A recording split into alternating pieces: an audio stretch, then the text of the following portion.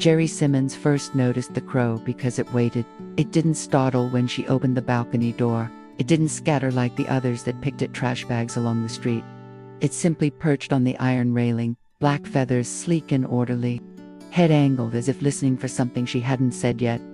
She stood there longer than she meant to, keys still in her hand. "Well," she murmured, more to herself than the bird, "you're not shy." The crow blinked once. That was all. Jerry's life was made of careful things. She woke early, brewed her coffee the same way every morning, and left her apartment just as the sun slipped between buildings. At the museum, she worked in a quiet corner of the restoration wing, where the air smelled faintly of varnish and old wood. Her hands were steady, her patience was practiced. She fixed what time had damaged: cracks, flaking pigment, water stains left behind by centuries of neglect. She didn't rush. She never overcorrected. Art, she believed, responded best to kindness. People, she assumed, were the same. The crow was still there when she came home that evening.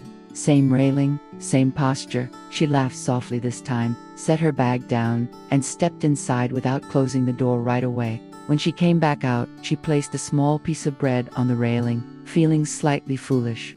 "If you're going to keep me company," she said, "you should at least eat." The crow hopped closer, paused, as if considering her, and then pecked once, delicately. Jerry watched, an unexpected calm settling into her chest. The routine formed without discussion. Some mornings the crow wasn't there, and she felt a flicker of disappointment. She didn't examine too closely. Other days he arrived before she did, perched and waiting, black against the pale sky. She started bringing better food: seeds, nuts, fruit cut into small pieces. She never tried to touch him. She never named him aloud at first. She simply sat nearby, sipping coffee, letting the quiet stretch. When she talked, he listened. That was what unsettled her most. She noticed other things too, gradually. The alley behind her building felt less threatening at night. A man who used to loiter near the bus stop stopped showing up. The stray cats that once prowled the dumpsters vanished. Jerry didn't connect these things. She only knew that when she unlocked her door in the evenings, the space felt intact, unviolated. One morning, on impulse, she said, "Amadeus." The name slipped out smoothly, like it had been waiting. The crow tilted his head. Jerry smiled. "You look like an Amadeus." She never questioned why the name felt right. She didn't wonder where it came from. Some things didn't require explanation. Amadeus remained from the rooftops. He watched her with care that bordered on reverence. He had watched humans before, generations of them. He understood their fragility, their brief rightness. He had guarded places, bloodlines, thresholds. That was his purpose. But Jerry was not a task. She was gentle in ways that mattered. She spoke softly to broken things and expected them to heal. She noticed cracks others ignored. She fed a crow without wanting anything in return. Affection crept in quietly, unnoticed at first. By the time he recognized it, it was already too late. At the museum, Jerry restored a small devotional painting with a split down its center, the wood beneath warped by humidity long ago. She worked slowly, easing pigment back into place, murmuring encouragement under her breath. "You're doing beautifully," she whispered. From the high windows, a dark shape watched. And elsewhere, unnoticed, unremarkable, a man would soon begin to watch her too. But not yet. For now, there was only the crow on the railing, the woman with careful hands, and a life that felt, briefly, safe. Marcus Reeves first spoke to Jerry without interrupting her. He stood behind the barrier rope in the restoration wing, hands clasped loosely, watching as she worked a fine brush along the edge of a cracked halo. He waited until she finished the stroke, rinsed the bristles, and leaned back slightly. "You stabilized the underlayer before touching the surface," he said. "Most people skip that." Jerry turned, startled but not alarmed. "Visitors rarely notice the process, only the result." "I try not to rush," she replied. "It shows." He smiled, polite and unassuming, and introduced himself. "Marcus Reeves, an art consultant," he said. Sometimes he worked with private collectors, sometimes with museums. He spoke easily, comfortably, without the nervous eagerness Jerry had learned to distrust. She answered his questions carefully and professionally. That should have been the end of it. Marcus didn't return the next day or the day after. When he did come back, it was with a book, one she'd mentioned in passing, about early varnishing techniques. He left it at the desk with a note written in neat, controlled handwriting. Thought you might find this useful. No phone number, no expectation. Jerry appreciated that. At home, Amadeus watched her read on the couch, the book open in her lap. He disliked the way her attention lingered on something given by another, not out of jealousy. He did not yet name that feeling, but out of instinct. Marcus's interest was narrow, focused, and humans with narrow focus were dangerous. Over the next weeks, Marcus became familiar, not intrusive, not constant. He appeared just often enough to feel coincidental. He remembered details about her work, her preferences, her schedule, things she assumed she'd told him, though she couldn't recall exactly when. When he complimented her, it was always about her skill, her patience, her restraint. "You don't impose yourself on the work," he said once. "You listen to it." Jerry smiled. That's the goal. Marcus watched that smile linger longer than necessary. The first boundary crossed itself so gently she almost missed it. He showed up at closing time, suggesting coffee. Jerry declined easily. She had plans, she said. He accepted the answer without protest. The second time, he asked again. She declined again. The third time, he laughed softly and said, "You're very careful with your time." It wasn't an accusation, but it felt like one. At night, the crows stayed close. Jerry noticed how often Amadeus perched on the fire escape, how he followed her from window to window when she moved through the apartment. It didn't frighten her. If anything, it made the space feel less empty. She spoke to him more, told him about the painting with the warped panel, about the man at work who asked too many questions, about how tired she felt lately, and how she couldn't quite say why. Amadeus listened. He always listened. Marcus's presence shifted slowly. He began appearing in places that weren't strictly professional. The cafe near the museum, the corner store she visited on weekends. He never admitted to following her. He framed each encounter as chance. "I seem to run into you everywhere," he said lightly. Jerry laughed, though unease curled faintly in her stomach. The night Marcus first came to her apartment building, Jerry didn't know. She was asleep, the crow was awake. Amadeus watched the man stand across the street, hands in his pockets, staring up at her windows as if memorizing their placement. Marcus stayed only a few minutes before leaving, expression unreadable. He never saw the crow. He never felt the eyes on him. However, Amadeus remembered him. He followed Jerry. By the time Jerry realized something was wrong, it wouldn't be because of a single moment. It would be because of the way safety eroded quietly, like varnish clouding over time, until what had once been clear became difficult to see. The unease started small, a misplaced envelope on her kitchen counter, the faint echo of footsteps in the stairwell when she thought she was alone, a shadow she didn't recognize moving across the street as she returned from work.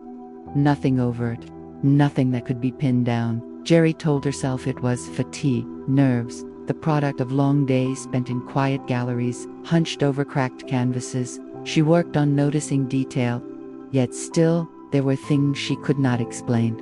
She paused in the kitchen one evening, brushing crumbs from the counter. The envelope sat there, unmarked. She picked it up, fingers lingering over the paper. No handwriting she recognized, and opened it slowly. Inside was only a postcard of an old Renaissance painting, a scene she had restored years ago. A note on the back read, "Admire the care.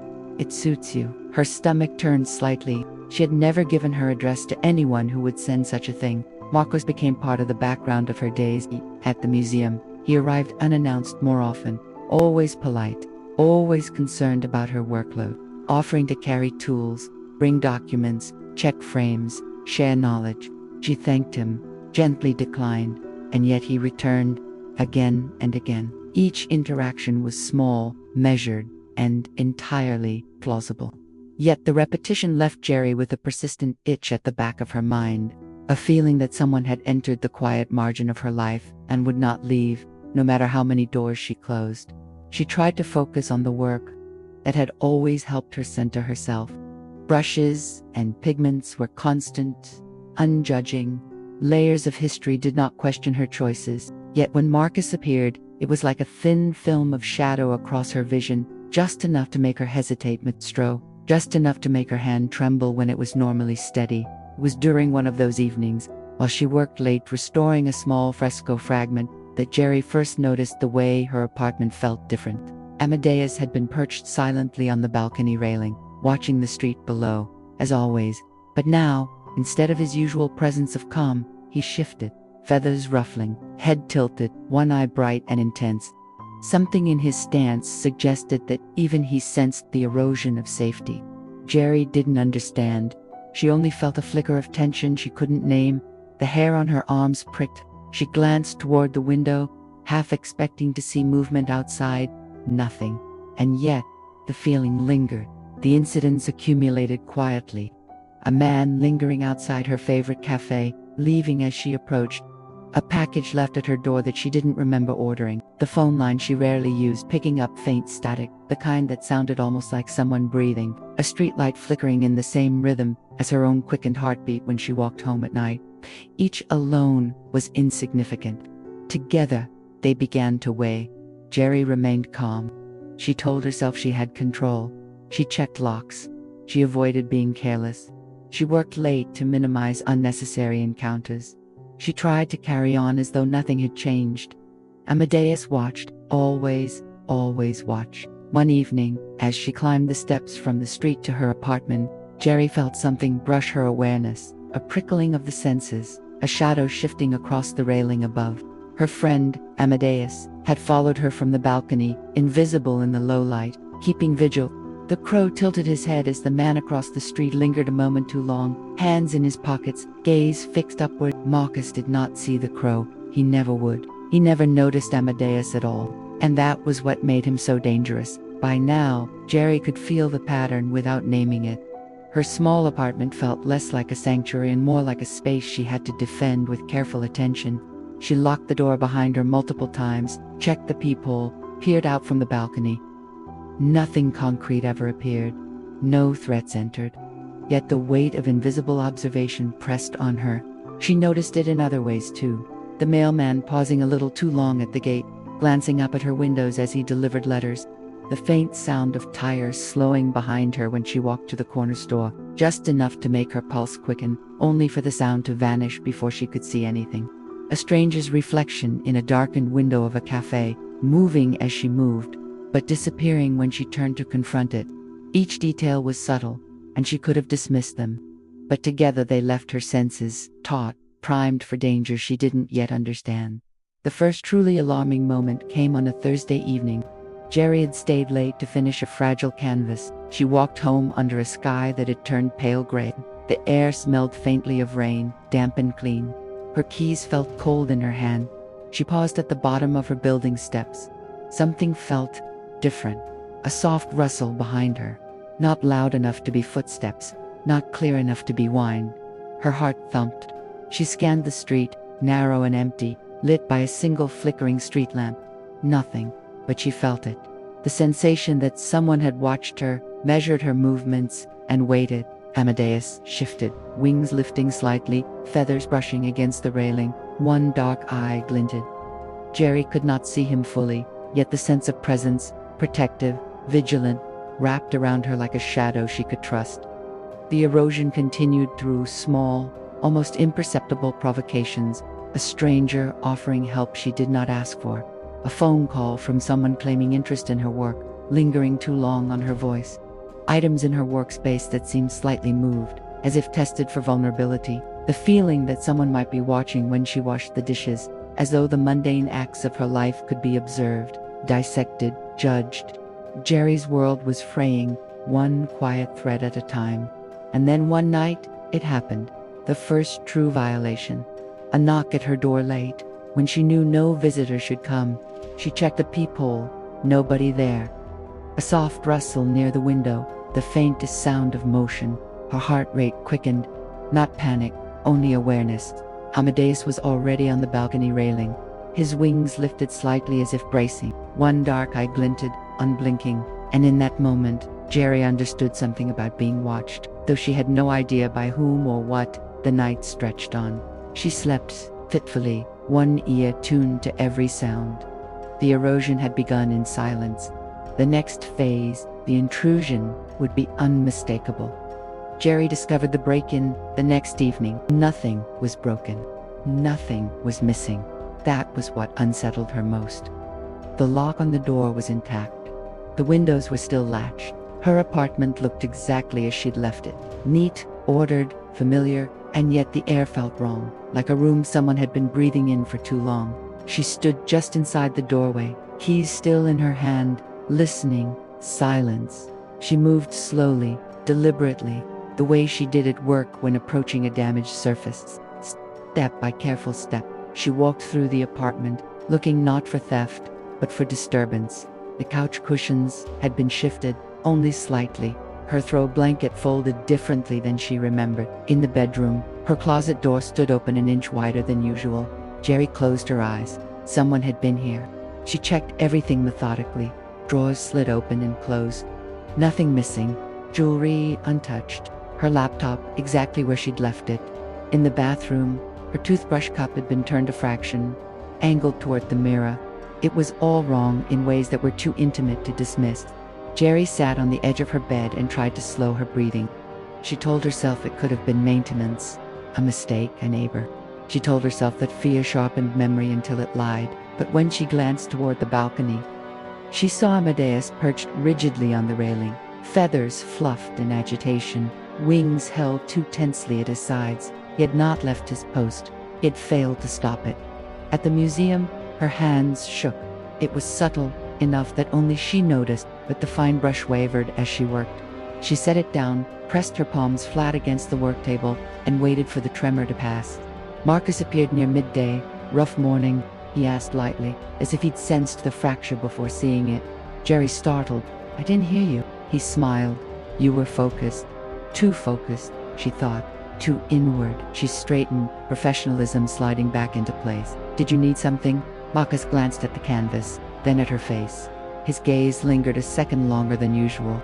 "You look tired," he said. "You should let someone help you." "I'm fine." "Of course you are." His voice was smooth, accommodating. "You always are." Jerry didn't like the way he said it. That evening, she called a locksmith. He checked the door, the windows, the frame. Everything was secure. No sign of forced entry. No damage. He shrugged apologetically. "Sometimes people forget they left a door unlocked," he said. Jerry didn't argue. She knew better. "Can we change them anyway? These locks have been here forever and I'm renting the place."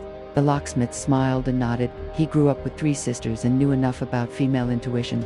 If a woman felt something was off somehow, it usually was. He didn't say that, of course. He just said, "Better safe than sorry, I always say." "No problem. I'll give you an extra copy of the keys for your landlord too." "Thanks," Jerry said appreciatively. But even though the locks were changed, that still didn't stop the next intrusion. She was washing dishes when she heard it. A faint sound, barely audible, like fabric brushing against metal. She froze, hands submerged in warm water, heart pounding. The sound came again, from the balcony. Jerry turned slowly. The glass door was shut, the curtains were open. Outside, Amadeus stood on the railing, feathers bristling, wings partially spread. He let out a low, sharp sound. Not a caw, but something harsher, more urgent. "Hey," she whispered, moving toward him. "What is it?" That was when she saw it. A smear on the glass. A faint outline, as if someone's hand had pressed against it from the outside. Jerry stiffened in absolute fear. Her breath came fast now, shallow and sharp. She locked the balcony door, then checked it again. She drew the curtains closed with shaking hands. That night, she slept with the lights on. Marcus's behavior shifted. Not dramatically, not enough that she could point to a single moment and say this is where it changed. But his questions became more personal. His concern edged into irritation. "You live alone, right?" he asked one afternoon, too casually. Jerry looked up. "Why?" "No reason. Just, you work late. It can't be easy. I manage." Marcus's jaw tightened briefly. He smoothed it over with a smile. "You always do." The next intrusion was undeniable. Jerry came home to find her bedroom door closed. She never closed it. Her pulse thundered in her ears as she crossed the apartment. She pushed the door open slowly, half expecting someone to be there. The room was empty. Her bedspread had been disturbed. A single pillow lay on the floor. Her nightstand drawer was open. Inside, her personal things, intimate things had been touched, moved, examined. Jerry covered her mouth, a soundless sob forcing its way out. She locked herself in the bathroom and sat on the floor until the shaking stopped. Amadeus paced the balcony, wings twitching, fury contained only by laws older than her fear. She went to the police. They listened politely, took notes, asked careful questions. There was no forced entry, no witnesses, no fingerprints that mattered. They suggested better locks, a security camera, awareness. Jerry nodded and thanked them. She left feeling smaller than when she'd arrived. The kidnapping attempt came 3 nights later. It was early morning, the sky still dim, when Jerry left for work. She was halfway to her car, one she started driving ever since she felt followed walking home. When a hand closed around her arm and yanked her backward, she screamed. Marcus's face was inches from hers, twisted, panicked, furious. "I just want to talk," he hissed. "Why won't you talk to me?" She fought. She kicked. Her keys dug into his skin. He swore, grip tightened. Then the world broke. A rush of black feathers, wind, something moving too fast to track. Marcus was ripped away from her with impossible force, thrown back so hard he hit the pavement and rolled. Jerry stared, disoriented. Where the crow had been, there was now a man, tall, dark-haired, his eyes, wrong, somehow, deep and reflective like polished obsidian. He moved with speed and strength that didn't belong to anything human. Jerry blinked, certain she was hallucinating. Marcus ran. He didn't shout. He didn't threaten. He didn't look back. He fled with the disjointed, panicked urgency of someone whose certainty had shattered all at once. His shoes slapped against the pavement, uneven, desperate. Within seconds, he disappeared down the street and was gone. Jerry stood frozen beside her car, lungs burning, keys clenched so tightly in her fists that her fingers ached. Her heart thundered in her ears. "Jerry." The voice was close, gentle. She turned. The man stood a few steps away, hands visible, posture careful, non-threatening in a way that felt deliberate. He was tall, dark-haired, his presence oddly familiar, as though she had known him far longer than a few seconds could explain. His eyes held her. They were deep, reflective, almost black, but not empty, intelligent, watching. "You're safe," he said quietly. Jerry swallowed. Who are you?"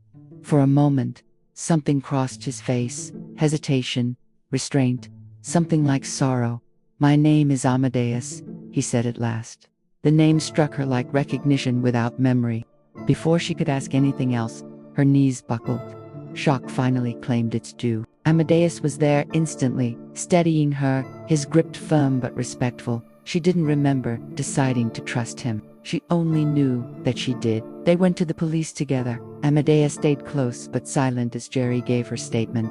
She described Marcus's behavior, the break-ins, the attack. She did not describe the feathers. She did not describe the impossible speed, the moment where a crow became a man. The officers listened carefully. They searched for Marcus Reeves. They did not find him. His apartment was empty, his phone disconnected. His professional contacts reported he had taken time away. It was as though he had stepped sideways out of his own life.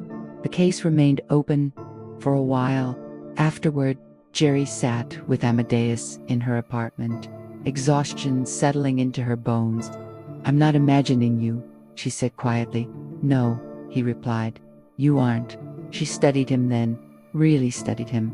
The unfamiliar familiarity, the way he held himself slightly too still, as if accustomed to watching rather than being watched. "You were the crow," she said. "Yes. And before that," he hesitated, "I was always there." She absorbed that slowly. He did not overwhelm her with explanations. He did not offer mythology or rules or reasons. Only what mattered. "I protected you," he said, "because I chose to." Jerry nodded. Then, after a long pause, she said, "Stay." Amadeus did. Their relationship did not ignite. It unfolded. Amadeus learned human habits awkwardly. He watched her cook as if it were a ritual. He listened more than he spoke. He asked questions about things most people took for granted: music, sleep, the purpose of small talk. Sometimes he laughed, surprised by himself. Jerry found herself explaining the world to him in fragments, how museums smelled after closing, how silence could be companionable, how fear lingered longer than danger. They walked together in the evenings. He stayed with her at night, always watchful, always careful. He never assumed. He never rushed.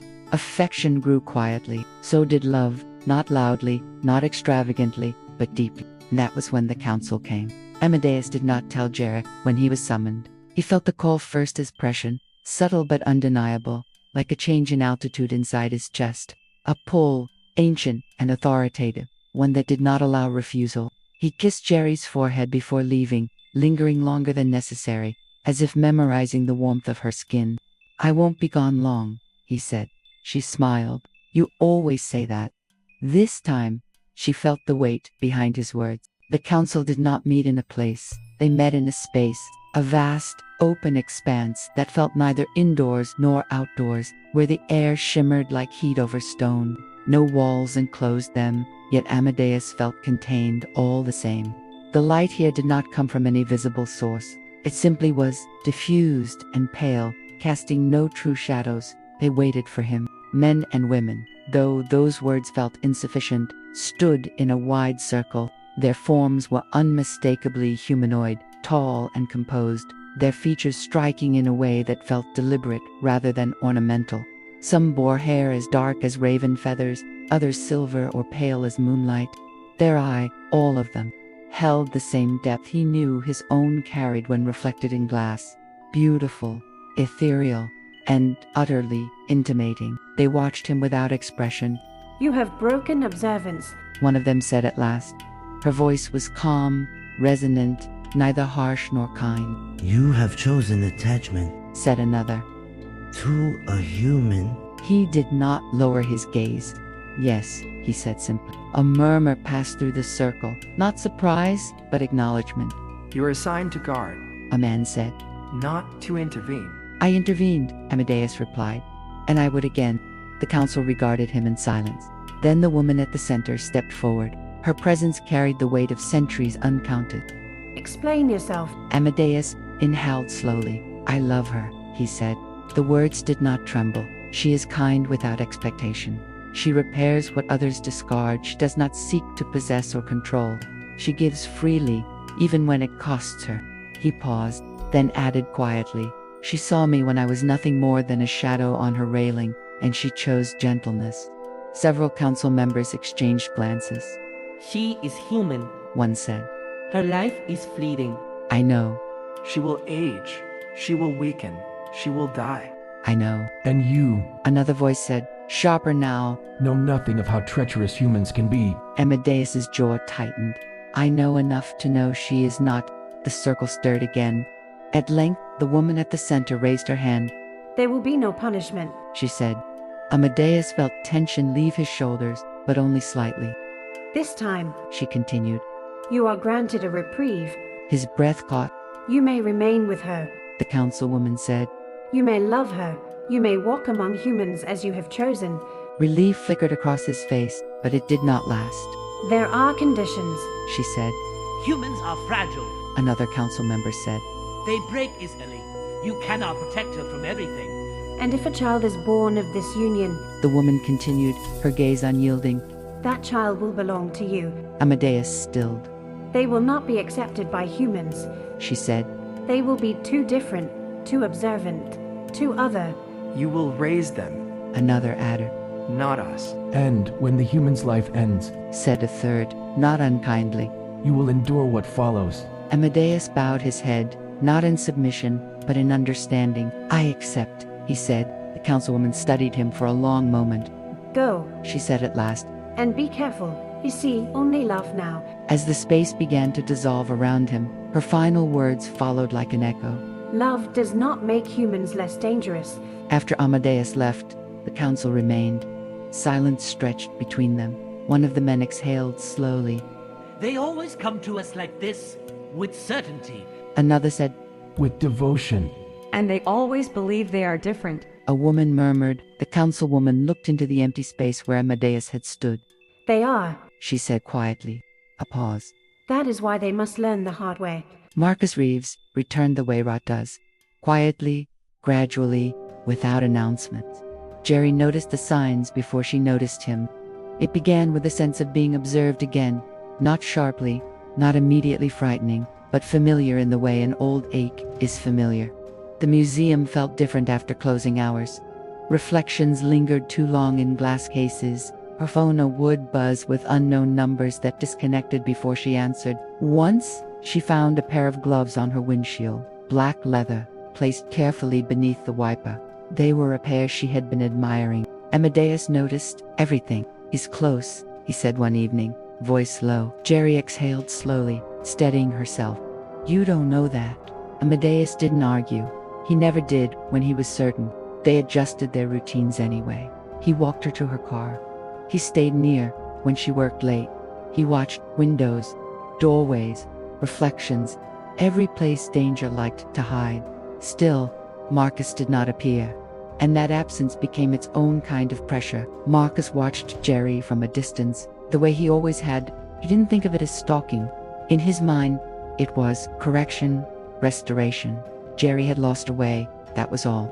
She had been confused, manipulated by a stranger who had appeared too quickly, too conveniently. Marcus had done some digging on what Amadeus was, a crow spirit or fae. They were their own beings, and beings had their own way of dying. He found something that could hurt Amadeus. Having connections helped. A small, sharp dagger, made of obsidian and silver, mixed with cat's blood. It was very hard to find, but well worth the price. He would mount it in his living room as a trophy when this was done. Jerry had chosen someone else. That betrayal fomented quietly, turning inward before turning sharp. The night he came for her was ordinary. That was the cruelest part. Jerry locked the museum behind her, the air cool against her skin. Amadeus waited near the curb, hands in his coat pockets, posture relaxed but alert. She smiled when she saw him, small, tired, real. They were almost to the car when Marcus stepped out from between two parked vehicles. Jerry's body reacted before her mind did. She froze. Marcus looked thinner. His eyes burned with a kind of clarity that frightened her more than anger would have. He didn't acknowledge Amadeus at all. Not at first. His gaze stayed locked on her, possessive and aching. "You disappeared," he said. "You didn't answer me." "I asked you to stop," Jerry replied, voice steady despite the tremor in her chest. "This ends now." Marcus smiled faintly, humorless. "I know." He moved suddenly. What followed was chaos, raw and human. Marcus grabbed Jerry's arm, yanking her backward. She screamed, the sound tearing free before she could stop it. Amadeus was between them instantly, force colliding with force. Marcus recoiled, stunned, not by what Amadeus was, but by how strong he was.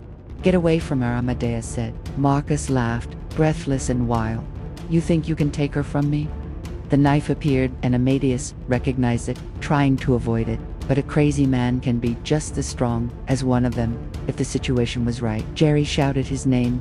Amadeus saw the moment clearly, the shift in Marcus's posture, the reckless decision crystallizing behind his eyes. There was no plan left, no fantasy, only rage and humiliation and the need to erase what he could not possess. Time slowed. Marcus was going to end them both. Jerry first. Let that frick see his human lover die. Then Amadeus would be easy pickings after. Amadeus stepped in front of Jerry without hesitation, trying to stop him, but he had coated it with something, cat's blood. Marcus had rubbed extra on it. It would do definite damage if he was cut by it. But outwardly it was like an allergic reaction, and it caused him to react just enough for Marcus to get a lucky strike. The blade sank into him instead. The pain was sharp but secondary. But Amadeus felt first was relief. He had chosen correctly. He had saved his love, his fragile, beautiful, human love. Marcus stumbled back, horror dawning too late, as blood spread across Amadeus's coat. Sirens wailed somewhere distant. Jerry had already called in the chaos. Hands shaking as she pressed against Amadeus's wound. Marcus fled again, leaving behind the knife, the fantasy, the proof of what he had become. This time, he could not disappear. The hospital was too bright. Doctors spoke in hushed confusion. Amadeus's injuries didn't behave the way they should have. His vitals fluctuated unpredictably. Machines beeped, then fell silent. Jerry never left his side. "I'm here," she whispered. Fingers threaded through his. You don't get to leave. Amadeus smiled faintly. You'll be all right, he said. She shook her head fiercely. Don't do that. Don't talk like that. He watched her the way he always had, with reverence, with completion. This was always the kindness. You're loved. You gave me more in 6 months than I'd had in a few centuries, he murmured. You just didn't know it yet. The monitors faltered. The air shifted. And then, gently, almost apologetically, Amadeus was gone. Not with violence, not with spectacle. Black feathers drifted through the room, dissolving before they touched the floor. Jerry wept, not in shock, not in disbelief, but in understanding. The doctor arrived just after dawn. Jerry had been sitting beside the bed for hours, her grief too deep for words now, her fingers still curled around the place where his hand had been. She barely looked up when the man entered, only registered the white coat, the clipboard. The careful calm of someone accustomed to rooms like this. He closed the door behind him. You loved him, the man said, not as a question. Jerry stiffened. Yes, she whispered. The doctor regarded her for a long moment, his gaze far too knowing. His eyes were dark, reflective, like wet stone, familiar. He will be recorded as deceased, the man continued, tone clinical, cause of death, complications from a stab wound. There will be no further inquiry. Jerry's breath caught. But they don't understand what happened to him. They don't need to, the man said gently, and neither do you. He flipped the page on the clipboard and slid it toward her. When you speak to the police, he said, you will say this, that he was a private citizen, no next of kin, that you met him shortly before the attack. You will not mention feathers. You will not mention strengths. You will grieve quietly. Gary stared at the page. You're not a doctor. The man's mouth curved faintly, not a smile. No, he said, but I am here to keep what he gave you from becoming a burden. Her hands trembled. What was he? She asked. The man paused. Loved, he said, and foolish, as they often are. He hesitated, then added, as we all are. Sometimes. He studied her face more carefully now. There is something else, he said. Jerry's stomach tightened. You are pregnant. The words landed softly and shattered everything all the same. She pressed a hand to her abdomen, breath hitching. The child will not be like others, the man continued. They will see more, hear more. They may one day feel the pull of their father's people. Jerry swallowed hard. Will they be taken from me? No, he said firmly. Choice is theirs, always. He stepped closer, lowering his voice. Your family will be watched over, he said, quietly, without interference. But understand this, your line is now known. Jerry felt exhaustion folding in on itself. Why? Because you're one of the few human lines to attract our hind, he stated gently. Live, the man told her.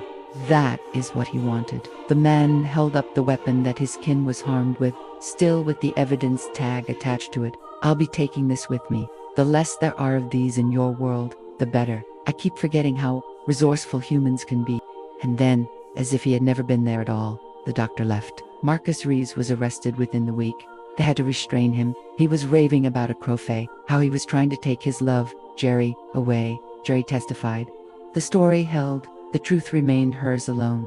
But Marcus would not live to see his sentence, for there are consequences when you harm a crow unjustly. And justice, especially with the crows, is upheld swiftly and severely. Italy came later, an offer she had nearly forgotten about. A restoration position she accepted without overthinking. Distance felt necessary. Memory felt unbearable. She left the city where she had loved and lost and survived. She carried Amadeus with her anyway. There was only one feather that remained after he passed. Not a large one, but somewhat small. Whether that was intentional or not, she didn't know, but kept it in a diary that she often carried on her. Later, she had it made into a necklace. 4 years passed. Jerry married again, not as replacement, not as erasure, but as continuation. Her husband was kind, patient. He loved her daughter as if she had always been his. Fala, a name Jerry chose carefully, meaning crow in the North American indigenous language. Her eyes were dark and luminous, unsettling in a way people could not name, but beautiful all the same. Her husband noticed, of course, he loved her anyway.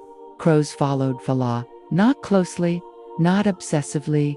They perched on railings, On rooftops, on the edges of playgrounds, her husband would joke that they had their own personal bird bodyguards. They watched as she fed them crumbs with solemn focus, as if participating in something old and sacred.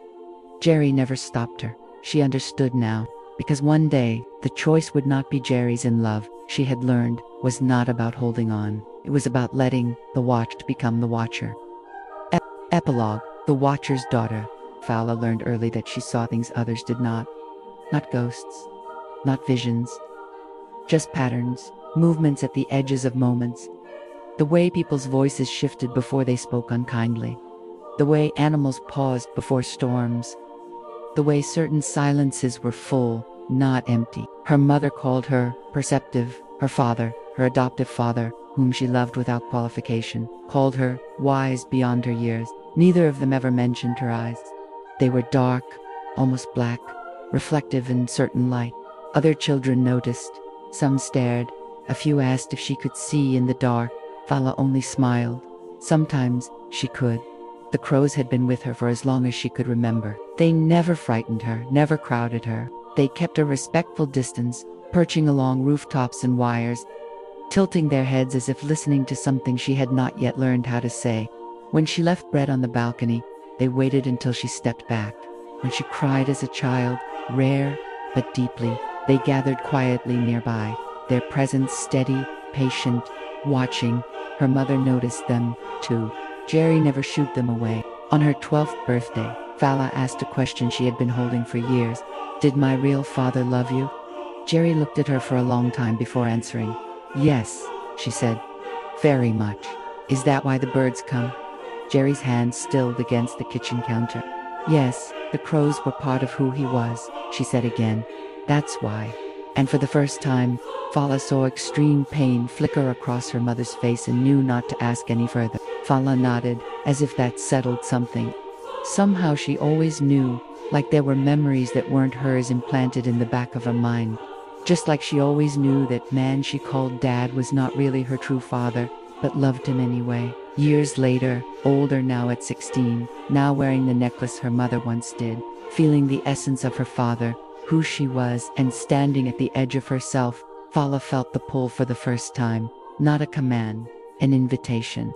A quiet awareness that somewhere beyond the familiar sky, there were others who moved between forms, who watched and remembered and endured, beings who had known her before she knew herself. She understood then what her mother had always known. Love does not disappear when it changes shape. That night, Fala stepped onto the balcony and looked up. The crows gathered, closer than they ever had before. She did not leave, not yet. She was human enough to stay, and crow enough to know she would never be alone. Somewhere, far beyond the limits of time she could measure, something watched her back. Not to claim, not to call, only to remember.